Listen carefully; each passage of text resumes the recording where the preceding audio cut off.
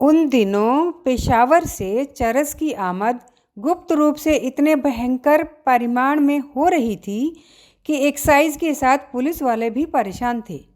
न दिन को आराम न रात को चैन। गुप्त रूप से नशीली चीज़ों का व्यापार करने वालों को पकड़ने में बुद्धि की मौलिकता के लिए जितनी गुंजाइश है उतनी दूसरे जुर्मों में नहीं। किस रूप में किस चीज़ के भीतर चरस नहीं है यह नहीं कहा जा सकता। लाहौर के बड़े स्टेशन के सामने टहलता हुआ मैं तेज़ नज़र से पेशावर एक्सप्रेस के मुसाफिरों को ताड़ रहा था। लंबी चादर में सिर से पैर तक लिपटी, सड़क को बीचों बीच से चीरती हुई एक बुढ़िया कुछ दुविधा की सी अवस्था में मेरे सामने से निकली। उस औरत को देख मुझे कुछ संदेह हुआ। इतने दिन पुलिस में काम कर यही सीखा था कि जहाँ संदेह के लिए कोई प्रत्यक्ष कारण न भी हो वहाँ भी संदेह करना चाहिए। कितनी ही बुर्कापोश भले घर की स्त्रियों के असबाब में से अनेकों बेर शेरों चरस निकाल चुका था। किसी घाघ ने इसी बुढ़िया के जरिए 2-4 शेर निकालने की सोची हो। क्या अचरज। ए माई, ओ बुढ़िया, इधर आओ, मैंने उसे पुकारा। एक हाथ से अपनी छोटी सी गठरी को सीने पर दबाए, दूसरे हाथ से चादर संभालते हुए एक बेर मेरी ओर देख मेरी पुकार को अनसुनी कर वह अपनी राह चलती गई। संदेह पुष्ट होने की वजह थी। जरा डांट कर मैंने कहा, इधर आओ। मानो उसने कुछ सुना समझा नहीं, केवल एक दफ़े मेरी ओर देख वह चली जाने लगी। साथ में कांस्टेबल ने आगे बढ़ उसे रोक लिया। उसके हाथ की छोटी पोटली की ओर संकेत कर मैंने पूछा, इसमें क्या है? हाथ की उंगलियों को नचा। व्याकुलता भरे अस्पष्ट स्वर में उसने जो कुछ अरलम परलम कहा वह मेरी समझ में कुछ न आया। उसकी चालाकी भांप कर मैंने अपने प्रश्न को पश्तो में दोहराया। व्याकुलता से गिड़गिड़ा कर उसने जो उत्तर दिया मैं कुछ समझ न सका। परेशान था, वह औरत पागल बन रही है या दरअसल पश्तो और पंजाबी न समझ कोई तीसरी ही बोली बोलती समझती है। साथ के सिपाही ने उसे ज़बरदस्ती समझा देने के अभिप्राय से खूब ऊंचे स्वर में डांट कर पूछा, इसमें क्या है? पर फल कुछ न हुआ। आखिर यह औरत इतनी ही बेबूझ है तो अकेली लाहौर जैसी जगह में पेशावर एक्सप्रेस से और फिर रात के वक्त आई कैसे? यहाँ इसका क्या काम है? मैं इसी उधेड़ बुन में फंसा था। उस समय कासिम, साथ के सिपाही ने दोनों हाथों से इशारा कर कहा, हती, कश्मीर हती।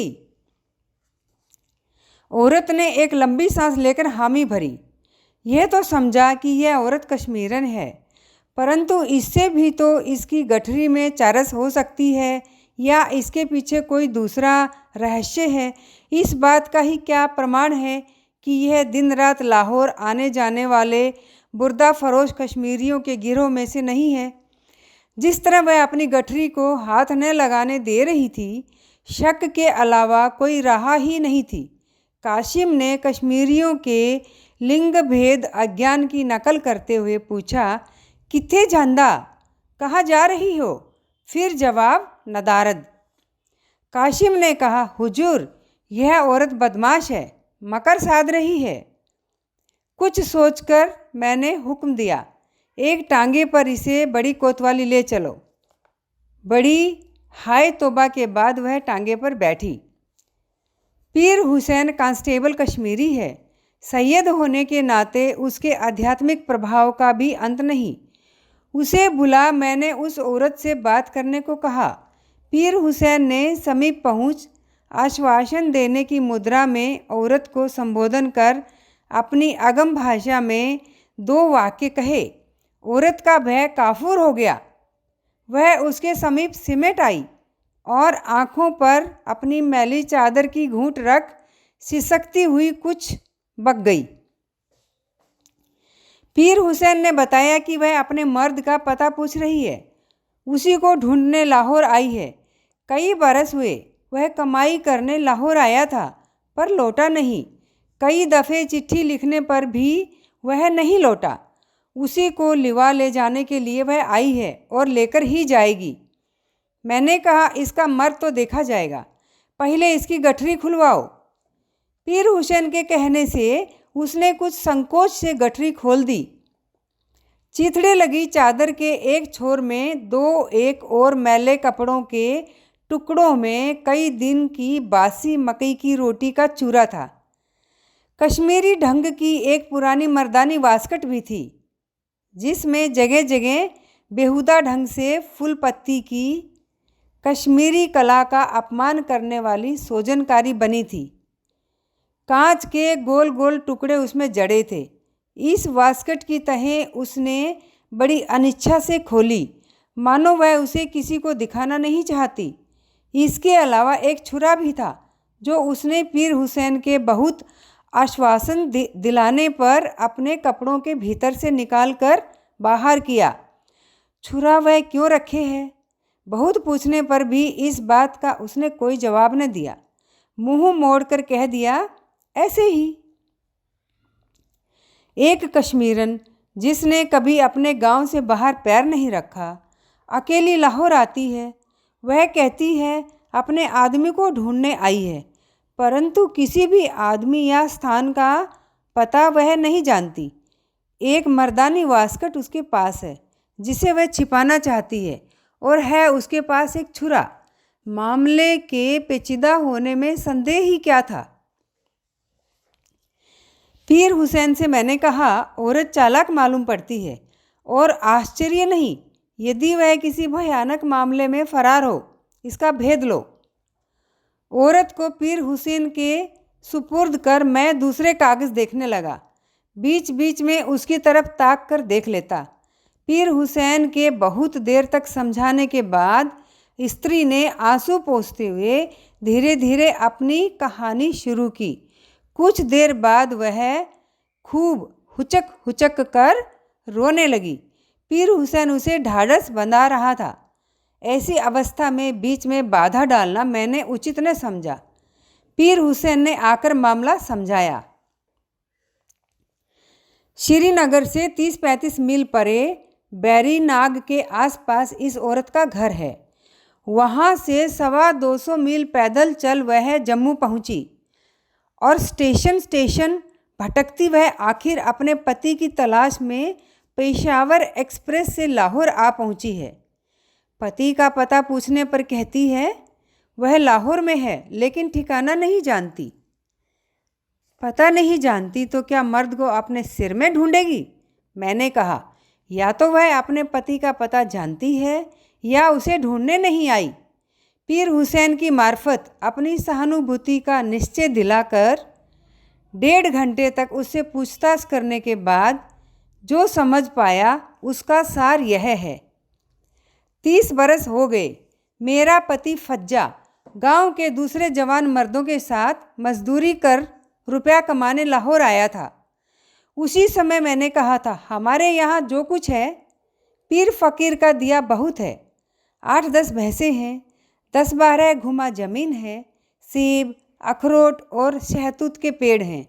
मेहनत करने से इसी में सब कुछ हो सकता है। मेरी सास, उसकी माँ ने भी समझाया। मैं उस समय छोटी थी, मेरी उम्र 20 साल से भी कम थी। उसने डांट डपट कर चुप करा दिया और कहा, 7 महीने में सेबों में फिर फूल आते जाते वह लौट आएगा। लाहौर में चांदी पैरों तले रुलती है। सब लोग जाते हैं, मैं क्यों नहीं जाऊंगा? मैं रोती रही। वह चला गया। सास और मैं सब काम करती थी। खेत में हल हमें ही चलाना पड़ता था। सास नाराज होती, कहती, नकारे लड़के से लड़का न होना अच्छा। बरस गया, 2 बरस गए, 3 गए। मैं रोज़ रोती थी। बर्फ़ गलने पर परदेश गए लोग घर लौटते, मेरा मर्द न लौटता। 2 बरस और गुजर गए। हाबला का मालिक रहमान लाहौर से लौटा। वह फज्जा की एक चिट्ठी लाया। लिखा था, मुझे पुलिस ने झूठ मूठ पकड़ लिया है, थोड़ा रुपया भेज दो तो मैं लौट आऊँ। सास और मैं बहुत रोई। 2 भैंसें बेचकर हमने 40 रुपये भेज दिए। सास से छिपाकर डाक खाने के मुंशी से मैंने एक चिट्ठी लिखा दी कि जल्दी आ जा, माँ तेरी सख्त नाराज़ है और सख्त बीमार है। मैं रोती रहती हूँ, मुझे बहुत डर लगता है, तू जल्दी आ जा। मुझे सास गाली देती है कि मैंने तुझे भेज दिया कि तू मुझसे लड़कर चला गया और अब अकेले काम नहीं होता। तेरी माँ थक गई है और तेरे बिना तकलीफ़ है। मैंने पूछा, रुपए की रसीद और चिट्ठी का जवाब आया? उसने बताया, रुपए की रसीद आई थी, चिट्ठी का जवाब नहीं आया। मेरा विश्वास कर उसने उस मर्दानी वास्कट की जेब से 3 रसीदें निकाली। तारीख के हिसाब से इनमें पहली पर सन 1906 अक्टूबर भाटी दरवाज़ा लाहौर के डाक खाने की मोहर थी। यह 40 रुपये का मनी ऑर्डर था। पीछे एक अंगूठे का निशान था और उसकी बगल उर्दू में लिखा था फज्जा। गवाह के भी हस्ताक्षर थे। रसीदें दे उसने फिर किस्सा शुरू किया। साल पर साल गुजरने लगे, फज्जा नहीं लौटा। जो लोग लाहौर अमृतसर कमाई करने जाते उनसे कभी कभी फज्जा की खबर मिलती। कभी सुनती पुलिस ने पकड़ लिया है, कभी सुनती नौकर हो गया है, कभी सुनती दुकान कर अमीर हो गया है। सास बीमार होकर मर गई, मैं अकेली रह गई। फारू का ब्याह मुझसे पीछे हुआ था। उसके 2 पठौरे जैसे बेटे हो गए और लड़की घर का काम करने को हो गई। हबला की दोनों लड़कियों के यहाँ बच्चे हो गए। मामचू की घरवाली मर गई, पर उससे भी तगड़ा लड़का और एक लड़की हो गई। 9 बरस बाद लाहौर से एक आदमी खत लाया। लिखा था, मैं बीमार हो गया हूँ, खर्च पास नहीं, बड़ी तकलीफ़ है, खर्च किसी तरह भेज दो, मैं आऊँगा, आ जाऊँगा। मैंने फिर एक भैंस बेची, 2 अखरोट के पेड़ पागसू को आधे दामों दिए और उसे फिर 40 रुपये डाक के मुंशी से भिजवाए और खत भी लिखवा दिया कि अब मैं अकेली रह गई हूँ, तेरी माँ भी मर गई है, सारा गांव मेरा दुश्मन हो रहा है। जिसके मर्द नहीं उसका क्या ठाव। कोई खेत काट ले जाता है, कोई अखरोट झाड़ ले जाता है। हाबला ने शहतूतों पर से सब कीड़े चुरा लिए और देखो, सब के 2-2, 3-3 बच्चे हैं, घर आते जाते हैं, काम करते हैं, मेरा कोई नहीं। अब मुझे डर लगता है, मैं मादी हो जाऊंगी। मुझे तेरी कमाई नहीं चाहिए, तू बस आ जा, हरगिज आ जा। अब के चिट्ठी आई कि तू घबरा मत, मैं ज़रूर आऊँगा और लाहौर में बनज करूँगा, तुझे भी लाहौर ले आऊँगा। यहाँ बड़ा आराम है, तू फिक्र मत करना, तुझे गहने बनवा दूँगा।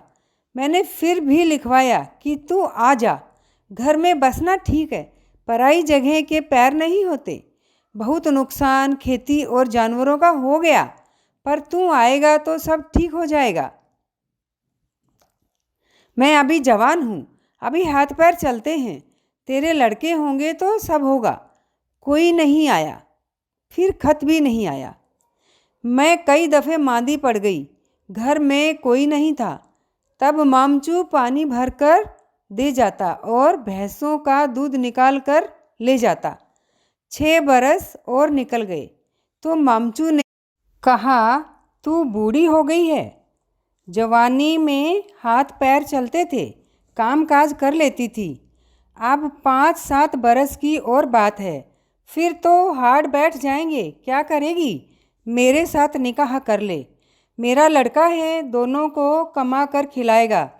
तेरे भी बाल बच्चा हो जाएगा तो अच्छा है, नहीं तो क्या करेगी?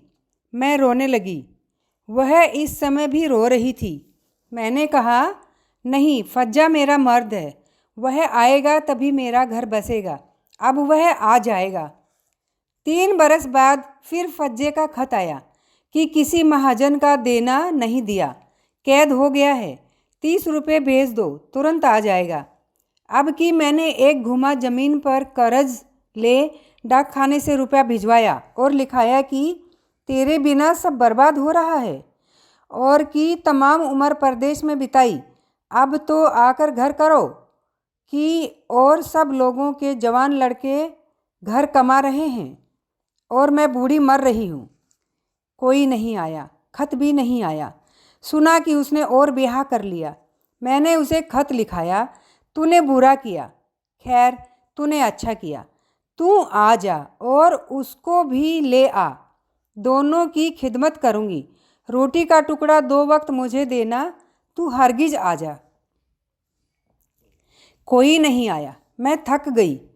काम चौपायों और खेती का अब नहीं होता। मेरा क्या है, मैं ख़त्म हो गई। जिसके लिए इतना सहा उसे लेने आई हूँ। उसे ढूंढकर पूछूंगी, बता तू घर क्यों नहीं आया? घर को बर्बाद किया। अब तू चल और कुछ नहीं, हमारे बाल बच्चे न सही, हम 4 दिन साथ रहेंगे। जो पहले पूरा होगा दूसरा उसको मिट्टी देगा। वह फफक फफक कर रोने लगी। मैं उसके जीवन के प्रति भाग्य के विद्रूप की बात सोचता रहा। उससे पूछा, क्या यह वास्कट फज्जा की है? उसने सिर हिलाकर हामी भरी।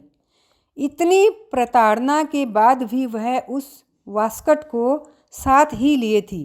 शायद उमंग से अपने दूल्हे को सजा कर साथ ले जाना चाहती थी। मैंने पूछा, ये छुरा किसका है? आंखें पोंछकर उसने कहा, मेरा। मेरे पूछने पर कि छुरे का क्या करेगी, वह चुप हो गई। कुछ देर ठहर कर पीर हुसैन ने सांत्वना के स्वर में प्रश्न को दोहराया। उसने बिगड़कर जवाब दिया, उसने मेरी तमाम उम्र बर्बाद कर दी। मैंने उसके लिए सब कुछ किया, उसके लिए मैं बांझ बनी। अब वह मेरे साथ नहीं जाएगा तो मैं उसे कत्ल कर दूंगी। सुनकर मैं कांप गया, परंतु क्रोध या घृणा उसके प्रति न कर सका। पुलिस स्टेशन में बैठकर जो व्यक्ति खून करने का इरादा प्रकट करे, पीर हुसैन ने उसका वह छुरा उठा संदूक में बंद कर दिया। फज्जा की तलाश शुरू हुई। शहर के 10 नंबरिया बदमाशों का रजिस्टर देखा गया। उसमें अनेक फज्जा अनेक रूप में मौजूद थे। फज्जा, फैजू, फजलू, फजले खां। इनमें रफ़िया का फज्जा कौन है, यह जानने के लिए उससे उसके मर्द का हुलिया पूछा। उसने बताया, देखने में बड़ा अच्छा है, जवान है, भली भली दाढ़ी मूछ है, एक चोट का निशान दाएं नथने पर है। दाएं नथने पर चोट का दाग। रजिस्टर से मालूम हुआ वह हीरा मंडी वाला फज्जा है। खोज करने पर मालूम हुआ वह जमानत न दे सकने के कारण दफ़ा 109 में लाहौर सेंट्रल जेल में सज़ा काट रहा है। यह बात रफ़िया से कहने की नहीं थी। शाह साहिब से मिल, सिफारिश करा। मियाँ याकूब हुसैन से फज्जा का मुचलका दाखिल करवा दिया। फज्जा को अलग बुला, डांट फटकार कर घर जाकर आराम से रहने के लिए तैयार कर लिया। जब उसे लाकर रफ़िया के सामने खड़ा किया, वे दोनों एक दूसरे को पहचान न सके। संभवतः रफ़िया 23-24 बरस के हट्टे कट्टे जवान फज्जा की बात सोच रही थी। पीर हुसैन ने जब दोनों का परिचय कराया तो कितनी ही देर तक रफ़िया वज्राहत की भांति दांतों तले उंगली दबाए फज्जा की तरफ देखती रही। मुख से उसके एक शब्द न निकल सका। फज्जा के सफ़ेद बाल, झुर्रियों से भरे चेहरे, निस्तेज आँखें और दांतहीन मुख को देख वह स्वीकार न कर सकी कि वह वही उसका फज्जा है जिसके लिए उसने आयु भर तपस्या की है। एक बहुत गहरी सांस ले, मुख से एक भी शब्द न बोल, सिर हिलाकर वह एक ओर को हट गई और चादर में मुंह छिपाकर न जाने कितनी देर तक रोती रही। किसी को उससे कुछ कहने का साहस न हुआ। सांझ को पीर हुसैन ने उसे समझाया कि फज्जा को लेकर घर चली जा। उसकी आंखों से चिंगारियां निकल रही थी। फुकार कर उसने कहा, इस धोखेबाज, दगाबाज, जालिम ने मुझे मिट्टी कर दिया। मैं उसका मुंह नहीं देखूंगी। वह उस वास्कट को वहीं छोड़ अपनी चादर उठा स्टेशन की ओर चल दी।